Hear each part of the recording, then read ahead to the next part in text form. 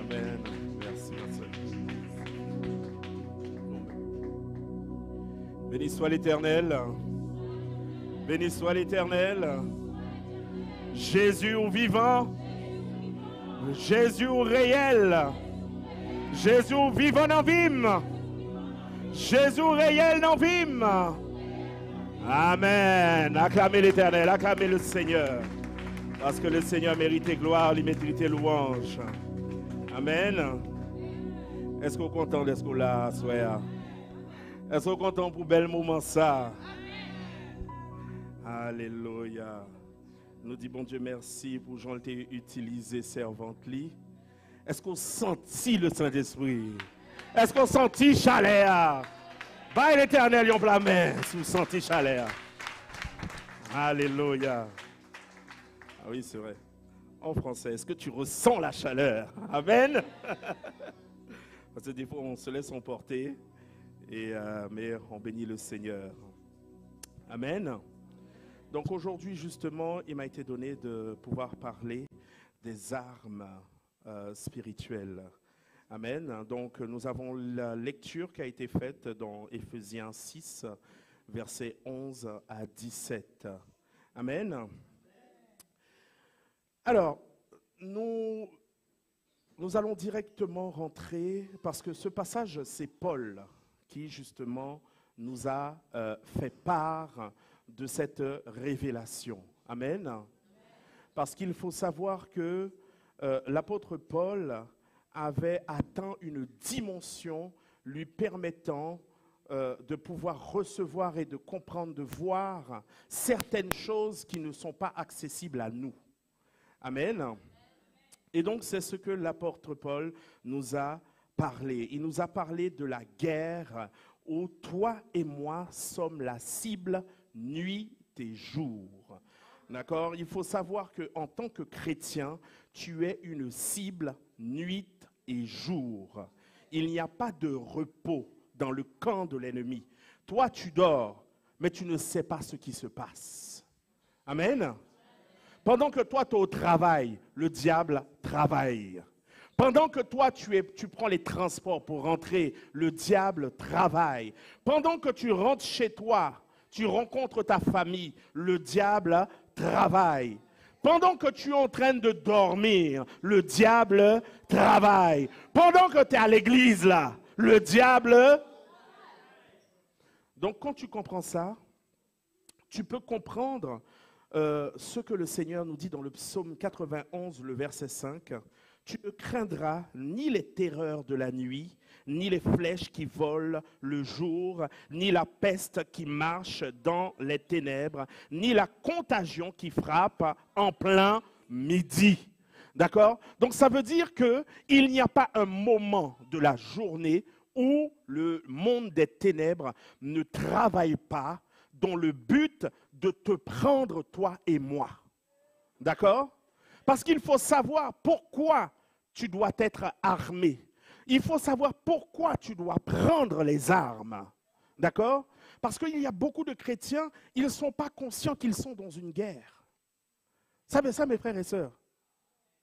Il y a beaucoup d'entre nous, on n'est pas conscient d'être dans une guerre où la cible, c'est nous. Tu comprends? C'est pour ça qu'on vit une vie insouciante.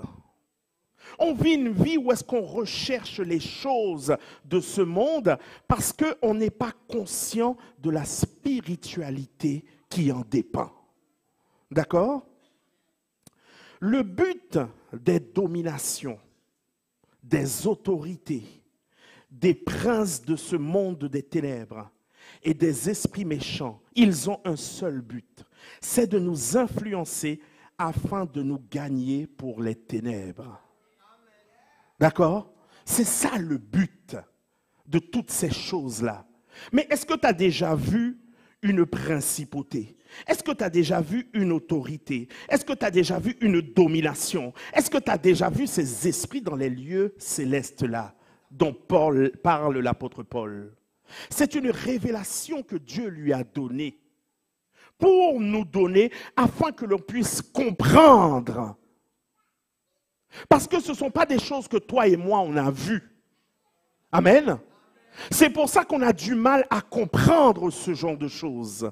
On a du mal à comprendre que le monde de ténèbres se déchaîne uniquement pour pouvoir nous attirer, nous récupérer dans la main de Christ pour nous mettre dans les ténèbres. Vous comprenez? Donc c'est pour ça que si cette première partie, tu ne l'as pas compris, tu es un chrétien, malheureusement, tu crois que tu marches avec Jésus. C'est ce que tu crois. Vous savez, il n'y a qu'un bébé qu'il y a les yeux rivés sur lui chaque jour, chaque instant. Mais même lorsque tu commences à grandir, on te laisse faire tes premiers pas. Amen. Tu tombes, tu te fais mal. Mais on te dit, lève-toi, c'est ça la vie. D'accord? La vie chrétienne, c'est pareil. Il faut apprendre à marcher. Il faut apprendre à courir comme un chrétien. Il faut apprendre à vivre comme un chrétien. Il faut apprendre à se battre comme un chrétien. D'accord? Donc c'est pour cela que tu as besoin de comprendre cette partie-là. Parce que si tu ne comprends pas cela, alors tu ne pourras pas comprendre l'utilité des armes spirituelles. Amen. Cette guerre fait rage et il faut savoir que sans équipement et sans armes, comment serait-il possible de pouvoir résister? Est-ce que vous avez déjà vu un soldat partir en guerre sans équipement, sans bottes, sans armes? Vous avez déjà vu ça quelque part? Il y a la guerre un peu partout. Il y a la guerre au Moyen-Orient, il y a la guerre entre la Russie et l'Ukraine. Est-ce que vous voyez les gens, ils arrivent à découvert, ils marchent tranquilles, comme s'ils n'ont pas de problème? Est-ce que vous voyez ça? Pourquoi? Parce qu'ils sont en guerre. Donc, ils se mettent déjà à couvert. Ça veut dire qu'ils s'attendent à être attaqués. Ils ne marchent pas n'importe comment. Nous, les chrétiens, nous marchons n'importe comment. Nous faisons n'importe quoi. L'ennemi arrive à nous tirer dessus, on ne se rend pas compte qu'on reçoit des balles constamment de l'ennemi. Amen. Et le pire, c'est que on marche sans équipement, sans armes, à découvert, et on n'est même pas conscient que de l'autre côté, l'adversaire est en train de nous attaquer. D'accord? Donc nous devons prendre conscience de cela. Ce n'est pas pour rien qu'il y a le bazar dans ta famille. Ce n'est pas pour rien que tu vois que toi-même, il y a une bataille pour que tu puisses respecter la parole. Ce n'est pas pour rien que tes enfants, tu les enseignes la parole, ils reviennent avec autre chose. Ce n'est pas pour rien que dans ton travail, il y a des bagarres. Ce n'est pas pour rien qu'à l'église, il y a des bagarres. Il y a des divisions. Qui sème ces divisions-là? Mais est-ce que nous, on le voit? Vous comprenez pourquoi vous avez besoin des armes spirituelles? Donc une église qui ne combat pas spirituellement est une église qui est déjà vaincue. Tu peux avoir 10 000 membres. Si tu n'es pas dans le combat spirituel, c'est comme si que c'est un troupeau de morts. Excusez-moi l'expression. Pourquoi? Parce que personne n'est conscient qu'on a une bataille, on a justement un monde des ténèbres qui s'est levé contre nous et qu'il faut prendre les armes nécessaires, toutes les armes pour pouvoir tenir ferme et combattre. Comment tu vas résister? Aujourd'hui, notre thème, c'est la résistance. Mais pour résister, il faut savoir comment résister. Hein? Ce n'est pas simplement de dire, j'ai un passeport, je suis chrétien. Le diable n'a pas peur de ton passeport. Hein? Quand tu dis que tu es chrétien, le diable n'a pas peur. Il dit, oui, lui aussi, il connaît la Bible. Il n'a pas de problème avec la Bible, le diable. Hein? Il connaît très bien, mieux que nous. Donc ça ne fait pas peur au diable. D'accord? Donc c'est pour ça que nous devons comprendre que nous devons prendre toutes les armes de Dieu. La Bible dit bien toutes. Il n'a pas dit prends une partie. Juste, tu as une partie des armes, tu peux aller te battre. Non, il a dit, prends toutes les armes. Mais est-ce que tu connais les armes que tu as? Est-ce que tu connais les armes que Dieu t'a données? Lorsqu'une maladie rentre subitement sur toi, comment tu te défends en tant que chrétien? Côté aspirine, non. Côté doliprane, non. C'est la première des choses qu'on fait quand on a une maladie en tant que chrétien. C'est ça qu'on t'enseigne? Est-ce que c'est ça que la Bible t'enseigne? Premier petite tête fait mal, côté aspirine. Ton enfant a un problème. Bien sûr que Dieu a mis les médecins. Il faut aller à l'hôpital. Mais avant d'aller, tu pries sur ton enfant. C'est ça que le Seigneur t'a donné comme arme. Tu as un problème devant toi. Tu ne sais pas comment faire. Tu appelles Jésus. Tu dis, Jésus, tu es celui qui ferait les chemins dans le désert. Ferais un chemin pour que je puisse passer. C'est ça que le Seigneur t'a appris à faire. Il ne t'a pas appris à pleurer. Il ne t'a pas appris à aller chercher d'autres solutions ailleurs. Bon, mets ton petit menti sous CVA, c'est pas grave. Bon, Dieu n'a pas donné. En français, tu peux mettre un petit mensonge sur le CV, c'est pas grave, Dieu va pardonner. Hein? Tu peux ceci, Et c'est comme ça, on ne se rend pas compte. On ouvre de toutes petites portes à l'ennemi. Lorsque tu as ouvert cette toute petite porte, c'est des centaines de milliers de démons qui rentrent dedans. Et quand ils rentrent, ils ouvrent des portes là. Ils ouvrent plein de portes, tu n'as pas compris ce qui s'est passé. Amen. Voilà pourquoi justement, nous avons besoin de comprendre que pour résister, nous avons besoin de prendre l'ensemble des armes que Dieu nous donne. D'accord? C'est pour ça que tu dois passer du temps avec ta parole, pour que tu puisses connaître ton arme. Tu sais, un soldat, quand tu vois il est dans son temps libre, tu sais qu'est-ce qu'on l'apprend à faire? Démonter son arme, pièce par pièce, et le remonter. Ça veut dire que on veut l'apprendre à connaître son arme les yeux fermés. Quel que soit le moment où est-ce qu'il y a une attaque, même s'il était dans un profond sommeil, il a déjà pris son marteau et pointé son arme.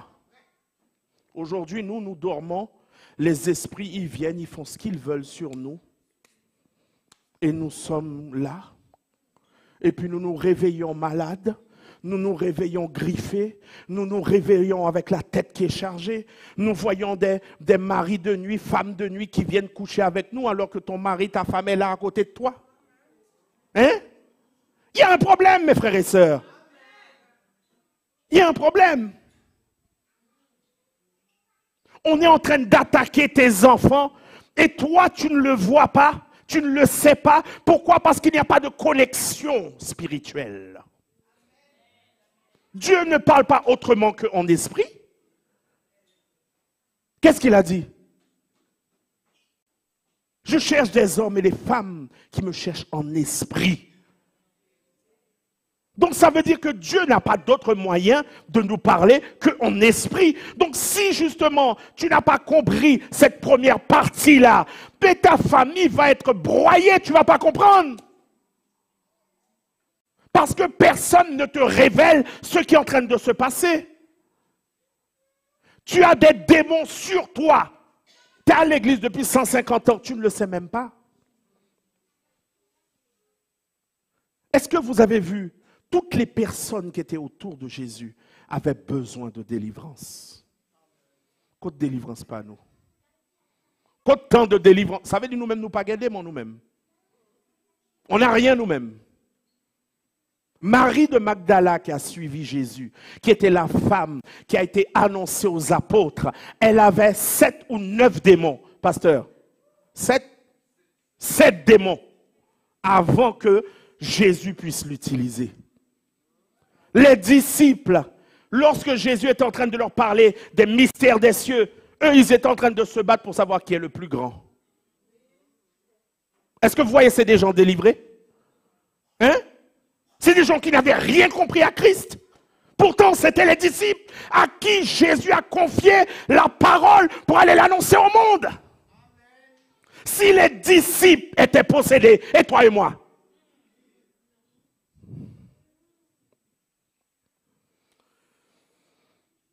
Dans Éphésiens 6, verset 13, il dit que nous devons prendre toutes ces armes afin de pouvoir résister au mauvais jour. C'est quoi le mauvais jour? Le mauvais jour représente une période de turbulence intense. D'accord? Ça veut dire que ce n'est pas un problème que tu as. Ce n'est pas deux problèmes que tu as. Ce n'est pas trois problèmes. Mais tu as une multitude de problèmes qui arrivent en même temps. Matthieu 8, verset 24, il nous dit, « Et voici, il s'éleva sur la mer une si grande tempête que la barque était couverte par les flots. Et lui, il dormait, Jésus. Les disciples s'étant approchés, le réveillèrent et dirent, « Seigneur, sauve-nous, nous périssons. » Combien de fois, quand tu arrives dans cette période de mauvais temps, tu as des problèmes dans ton travail, tu as des problèmes administratifs, tu as des problèmes pour l'argent, tes enfants tombent malades, ta voiture tombe en problème, tout ce que tu touches tombe en problème. On appelle ça une période de mauvais temps. Si tu n'as pas la patience, si tu n'as pas la sagesse, si tu n'as pas les armes, la foi, comment tu vas faire pour résister? Dites-moi comment. Comment tu vas faire pour résister? Voilà le pourquoi, justement, nous, les chrétiens, eh bien, qu'est-ce qui se passe? Au lieu de résister avec les armes de Dieu, mais comme on n'a pas les armes de Dieu, puisqu'ils sont dans la Bible, ils ne sont pas dans notre cœur, eh bien, qu'est-ce qu'on fait? On pleure, certains maudissent Dieu, certains disent, je ne vais pas venir à l'église encore. Comme si c'était pour Dieu que tu venais à l'église. Dieu n'a pas besoin ni de toi ni de moi, non. Il a dit, si nous ne voulons pas le servir, il est capable de susciter une pierre, les pierres, wash, pour l'adorer. Quelle est la valeur que toi et moi nous avons? C'est la grâce que Dieu nous fait. C'est ça la valeur que toi et moi nous avons. Donc nous devons comprendre cela. Il est important de comprendre que les armes spirituelles ne doivent pas rester dans la Bible. Les armes spirituelles doivent être dans ton cœur. Parce que si ces armes ne sont pas dans ton cœur, le jour où est-ce que ces ennemis vont t'attaquer, ils t'attaquent matin, midi, soir, nuit et brebelote. Si tu n'as pas les armes nécessaires, tu ne pourras pas résister. Tu es un chrétien, mais tu es un chrétien mort. Tu es un chrétien qui est mort. Tu as besoin de te réveiller. Nous sommes dans un... Amen. Nous sommes dans un réveil. Nous avons besoin de nous réveiller. Aujourd'hui, le Seigneur a besoin d'une église puissante. L'église puissante, ce n'est pas par la vue qu'elle marche. Ce n'est pas avec les belles mots, les beaux mots qu'il marche. L'église puissante marche avec la parole de Dieu, avec la puissance de Dieu. C'est cette église que Jésus veut. Alléluia. Les premières choses à comprendre, c'est que le diable est tellement rusé que sans les armes de Dieu, tu ne pourras pas tenir. C'est pas possible, mon frère. Je ne sais pas si quelqu'un t'a dit le contraire, qu'il suffit juste de te baptiser, de venir à l'église, c'est fini. C'est faux. C'est faux. C'est pas moi qui l'ai écrit. Regarde dans ta Bible. Sans les armes de Dieu, tu ne pourras pas tenir. Il faut comprendre que les ruses du diable, avec notre intelligence, nos connaissances, on ne pourra pas les détecter. Est-ce que tu comprends ça? Les ruses du diable, avec ta sagesse, ton intelligence, ta capacité humaine, ta chair, il t'est impossible de les détecter. C'est pour cela qu'il te faut l'esprit de discernement. Est-ce que quelqu'un peut dire avec moi l'esprit de discernement? L'esprit de discernement, c'est ça qui te permet de discerner quel est l'esprit qui est en face de toi. C'est ça qui te permet de discerner l'esprit qui est en train de t'attaquer. Lorsqu'une flèche arrive vers toi, tu ressens quelque chose. Tu ne vois pas, mais tu ressens que quelque chose arrive. Tu commences à rentrer dans la prière. Mais si tu ressens rien, la flèche arrive, elle t'atteint. Tu ne comprends pas? Tu te lèves, tu es malade. Combien d'entre nous, nous avons des maladies qui traînent depuis des années. C'est un jour comme ça, on s'est levé, on est malade. Un jour comme ça, tu ne t'es pas frappé, quelqu'un t'a pas ceci, tu n'as pas fait un mauvais geste, mais tu es malade.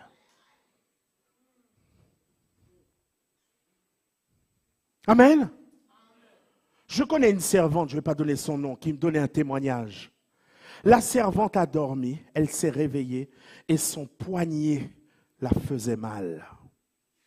Elle ne comprenait pas, elle s'est dit peut-être j'ai dormi sur mon poignet.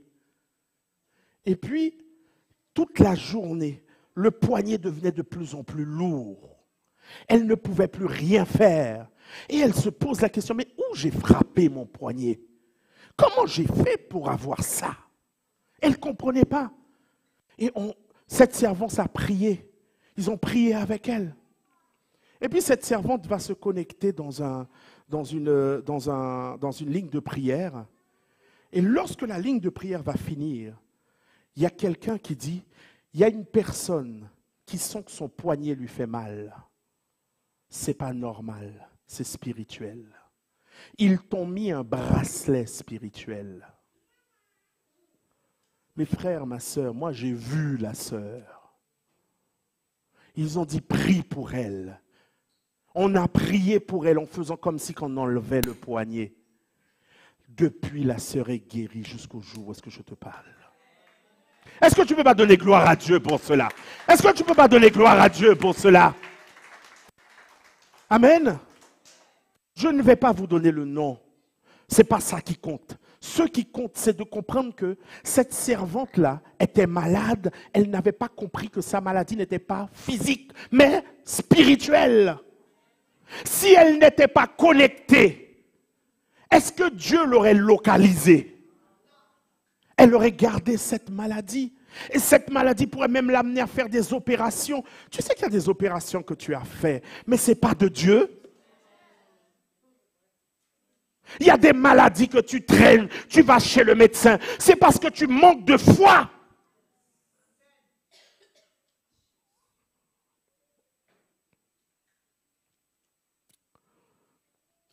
Pour comprendre les stratégies de l'ennemi, si tu n'as pas l'esprit de discernement, ce n'est pas possible.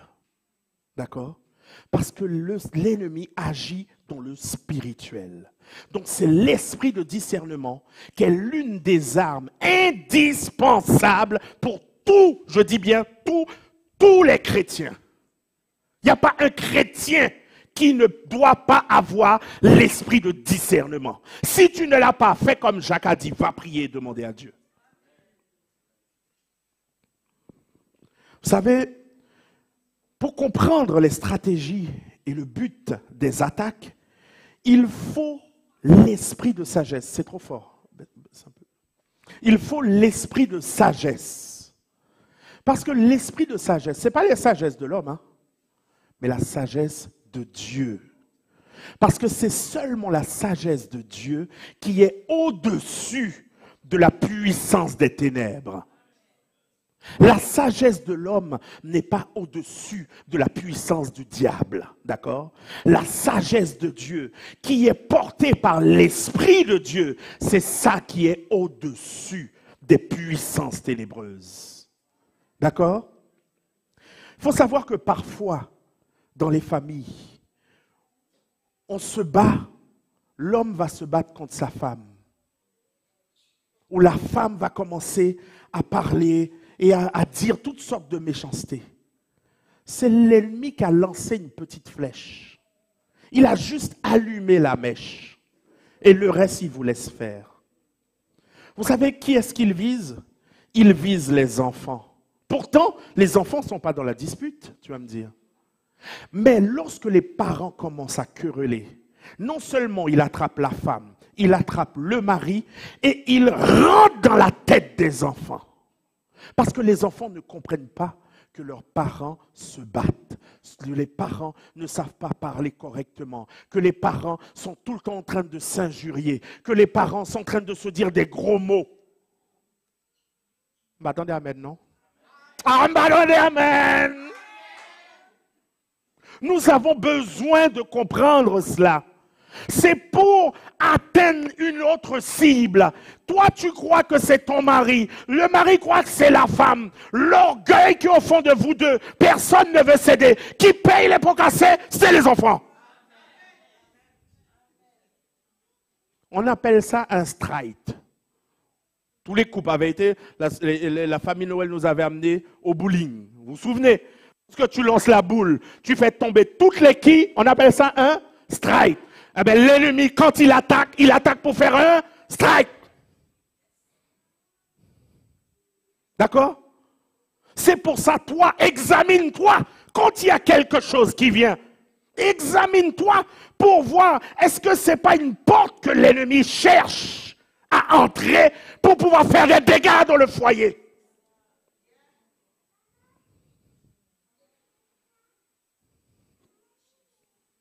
Donc, pour résister aux assauts de l'ennemi, il faut s'accrocher au bouclier de la foi qui est Jésus. L'homme doit reconnaître qu'il ne peut pas résister aux esprits du monde et des ténèbres par ses propres forces. Il faut que tu sois convaincu de cela. Amen. Il faut que tu sois convaincu de cela. Quelle que soit la science que tu vas apporter, quelle que soit la sagesse que tu apporteras, tout cela n'est que stratégie de l'ennemi pour atteindre ton couple. Pour atteindre ton travail.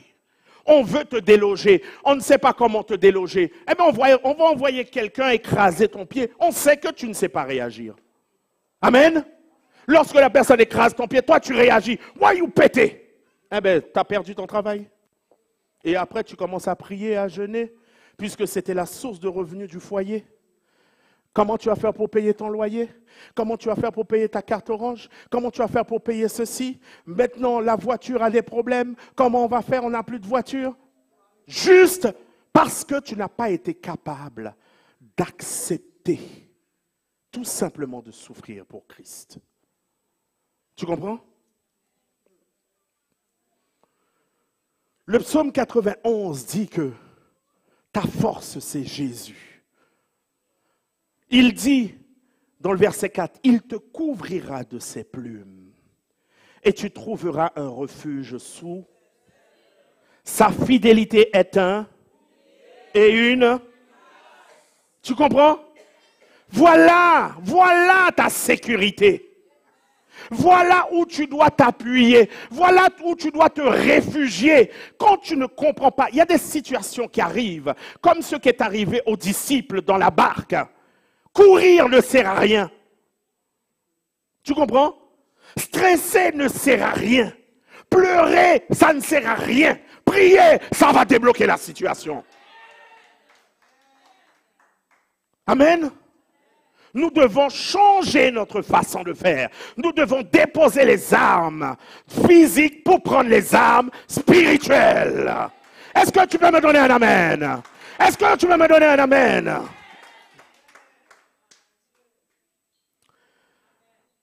Vous savez, mes frères et sœurs, maintenant nous rentrons dans les armes que Éphésiens nous a parlé. Les chaussures. Mettez pour chaussures à vos pieds le zèle que donne l'évangile de paix. Chaque chrétien qui est né de nouveau est un ambassadeur du royaume des cieux. Est-ce que ça, tu as compris ça? Donc ça veut dire que si tu es un ambassadeur du royaume des cieux, ça veut dire que tu représentes le royaume des cieux. Aux yeux de ta famille, c'est toi qui représentes le royaume de Jésus. Dans ton travail, c'est toi qui représentes le royaume des cieux. Auprès de tes enfants, tu représentes le royaume des cieux. Partout où tu passes, tu représentes quoi? Donc ça veut dire quoi? Ça veut dire que l'évangile de paix, l'évangile de grâce, l'évangile d'amour, c'est de toi qu'on attend que ça sorte. C'est ça le zèle de l'évangile. C'est pas dire Jésus est mort pour toi. Parce qu'il y a beaucoup de chrétiens qui se contentent de dire que l'évangélisation, ça allait dire que Jésus est mort pour toi. Mais la personne te connaît, quand elle te regarde, l'évangile que tu viens donner, elle-même qui est dans le monde, elle se sent plus propre que toi. Comment tu vas lui donner l'évangile là? Hein? Quel évangile tu vas venir lui donner? Ta famille, tes frères, tes sœurs, ils te connaissent. Tu es quelqu'un qui pourrit l'atmosphère. Comment tu vas donner un évangile?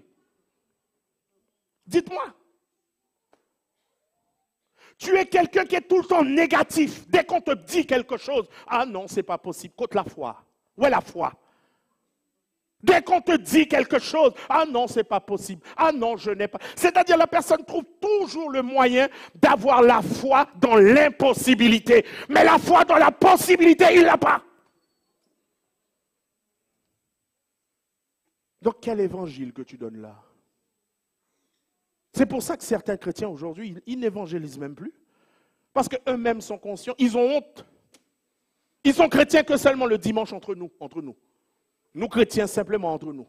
Mais depuis nous sortis, nous pas chrétiens encore. On est chrétiens en français, on est chrétiens qu'entre nous là. Hein? Mais dès qu'on sort, on passe la porte, on n'est plus chrétien.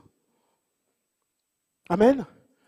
Tu es un ambassadeur de l'évangile. Donc c'est pour ça que à tes pieds, il y a ce qu'on appelle les chaussures qui donnent le zèle pour l'évangile de paix. Pas l'évangile de guerre, l'évangile de paix.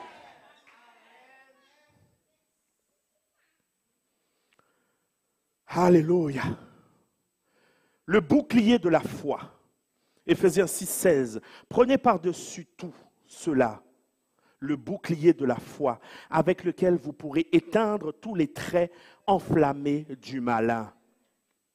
Pourquoi la Bible qualifie la foi, caractérise la foi par le bouclier?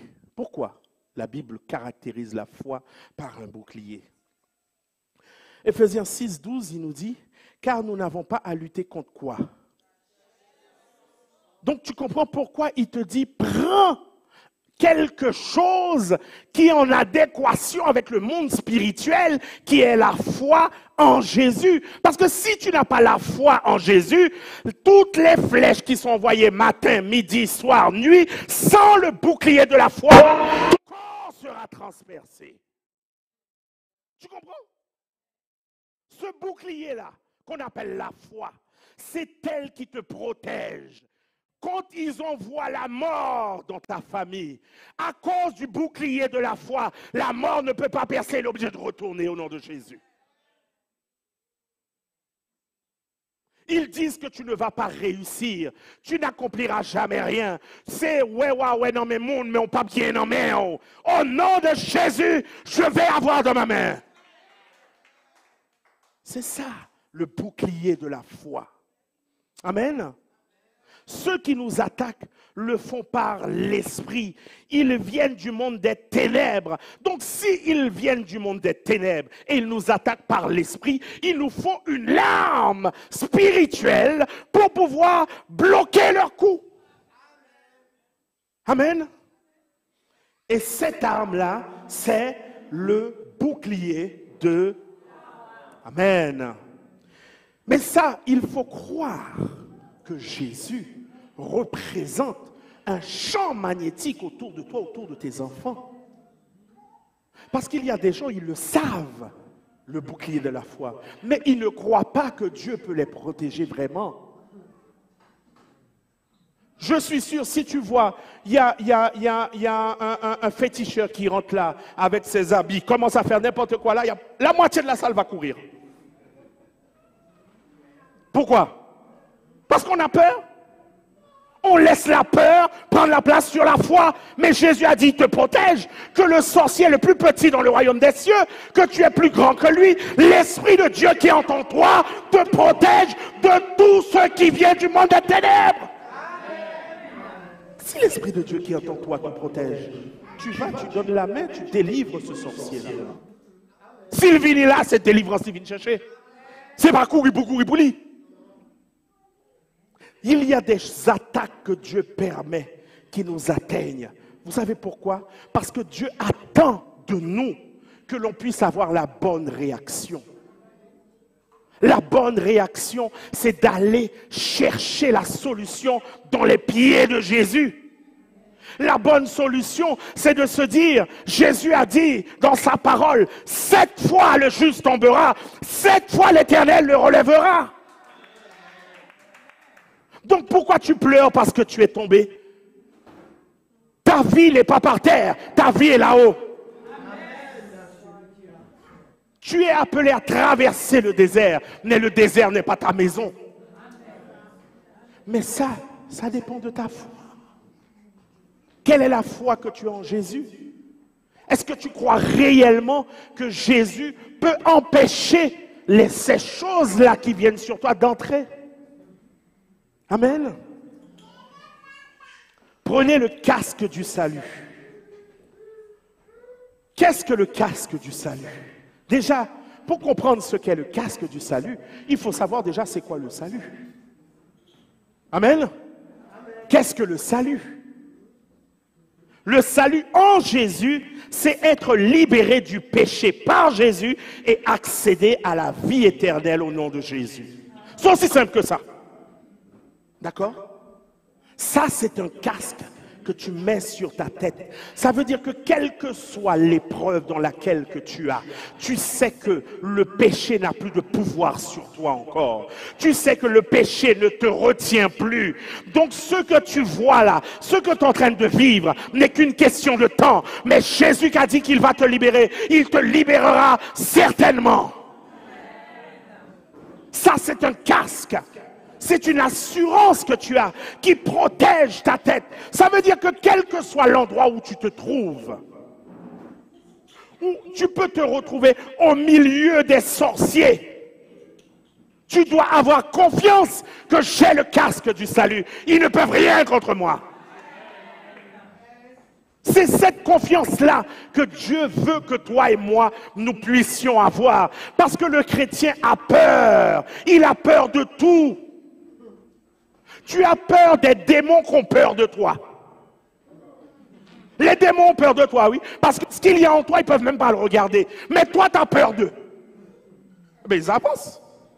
Tu n'as jamais vu un petit chien? Le chien, si tu vois, il voit que tu as peur, il avance. Il avance. Toi, tu recules, il avance. Tu cours, il court derrière toi. Il va te sauter à la gorge. Mais si tu vois, il commence à aboyer.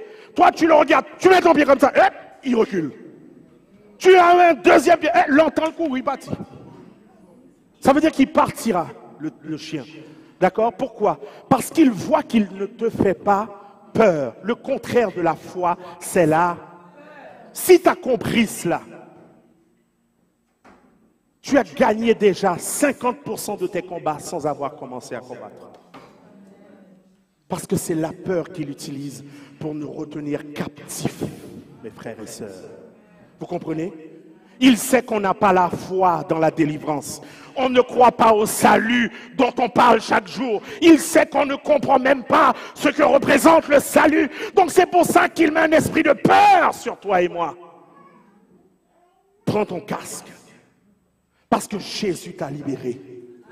Et Jésus t'a offert la vie éternelle. Alléluia.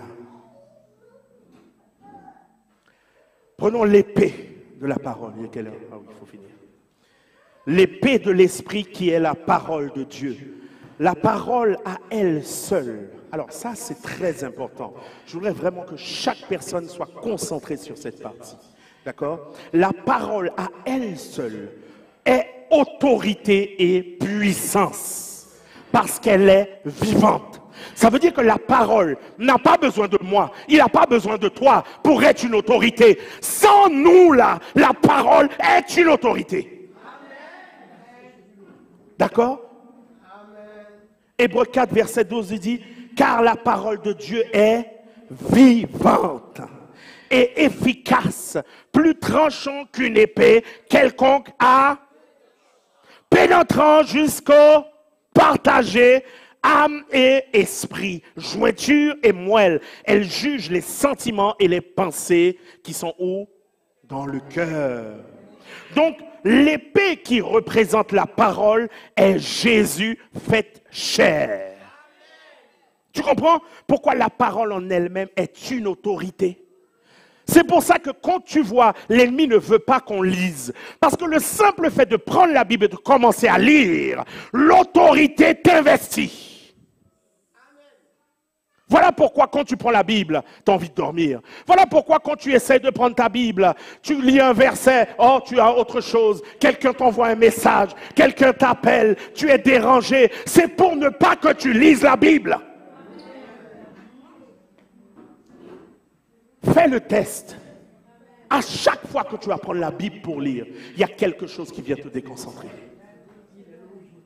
Il y a toujours un truc plus important, un message. Il y a toujours, pour ne pas que tu puisses lire la parole. Parce que le simple fait de lire la parole à elle-même représente l'autorité. Et elle est esprit et vie. Elle va t'investir et commencer à travailler en toi. Sans que tu comprends ce que tu lis. Ce n'est pas ton job, ça. Ça, c'est le job du Saint-Esprit. Amen. Donc, c'est pour ça, ne cherche pas à lire la Bible pour la comprendre. Si Dieu ne te fait pas grâce, tu ne comprendras rien. Tu vas devenir tout simplement comme ces pharisiens qui ont toujours porté la parole, porté les rouleaux. Demande-leur un iota de ce que la parole dit. Tu ne trouves pas chez eux.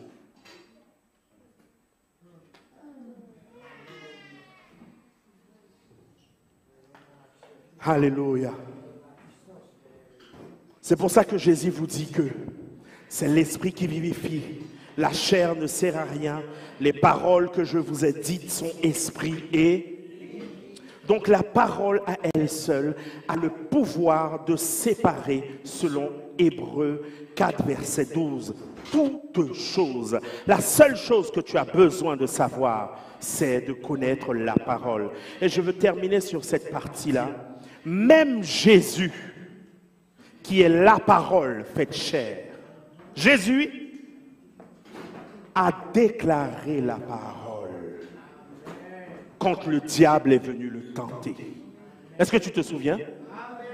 Le diable lui a dit, selon Matthieu 4, verset 11, 1 à 11, il est écrit. Mais Jésus a dit, mais il est aussi écrit. Est-ce que Jésus s'est battu? Est-ce que Jésus a fait des grands... Hein? Il a parlé en langue, il a ceci. Qu'est-ce qu'il a fait? Il a juste cité la parole. Mais quand toi et moi, nous avons un problème, pourquoi nous ne pouvons pas citer la parole, mes frères et sœurs? Quand toi et moi, nous sommes dans des difficultés, pourquoi nous ne citons pas la parole, mes frères et sœurs? Quand nous sommes attaqués, pourquoi nous ne citons pas la parole? Amen. Aujourd'hui, je veux vous laisser avec ces paroles-là. Prenez le temps d'aller lire la parole pour vous imprégner de Christ. Prenez le temps, laissez la parole vous pénétrer, laissez la parole changer vos pensées, laissez la parole transformer votre caractère. Et je voudrais dire à quelqu'un, si, quand tu pars, tu montes, que ce soit en colère, ou que ce soit dans un projet, ou que ce soit dans une idée, et que la parole ne peut pas te corriger, c'est qu'il y a un problème. Ça veut dire que la parole n'a plus d'autorité sur ta vie. Amen. Et si la parole n'a plus d'autorité sur ta vie, tu es sans frein, mon frère, ma soeur. Tu cours à ta perte. Amen. Donc si la parole a été donnée et tu ne l'avais pas respectée, va demander pardon à Dieu. Parce que ce n'est pas le pasteur qui a prêché la parole que tu as manqué de dégâts, mais c'est à l'autorité de la parole elle-même que tu as manqué de dégâts. Amen. Amen. Que Dieu vous bénisse, mes frères et sœurs, au nom de Jésus.